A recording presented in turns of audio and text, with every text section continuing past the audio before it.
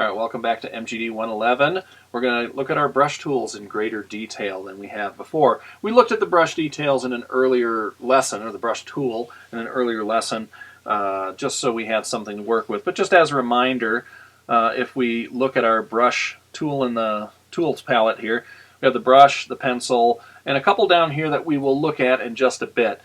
For my money, the pencil tool is exactly pretty much identical to the brush tool in that it performs mostly the same functions, so I never even really worry about the pencil tool.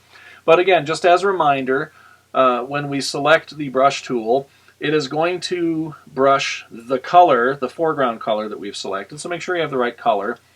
And we can select the size of our brush, and when we're doing the size of the brush, if we just hover out here over the picture, it shows us how big that brush will be. That's kind of a nice feature. So you can kind of get a correct sense of the size that you want. I'm going to make it about 78, that works. And also the hardness of the brush. Just as a reminder, if we have it at 100%, it makes solid dots of color. If we click on the hardness and make that 0, it makes these soft airbrush-like dots.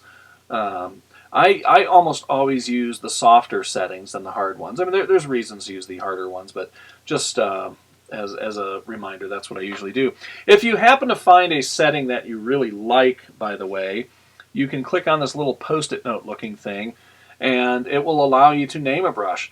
It will name it by its characteristics, soft, round, 78, and you can click OK, and it's going to add it to your palette. Unfortunately, it adds it at the bottom of the palette. I wish it would add it at the top, because the reason I'm adding these is I want to use them a lot. You can also just give it a regular name too if there's a particular name that you want to give it. But that's how we can add, save a preset for a brush. If we want to get out of this palette, by the way, we can just click on, we can click anywhere, but you want to click probably in the title bar up here, because if you click in the picture, it's going to actually lay down some paint, and you might not want to do that. Other features that we have here are the opacity. And if I set the opacity to, say, 50%, you'll notice it's giving me not complete full coverage. It's only spraying about 50% thickness, which is kind of a neat thing for adding tinting to a particular picture. But you'll find the more that we spray in a particular area, it will eventually give you 100% coverage and completely obliterate all the details behind it.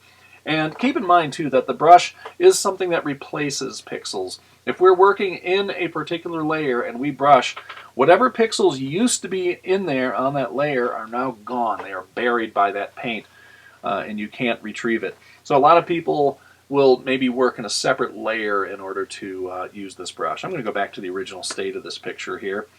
I'm also going to set my opacity back to 100%.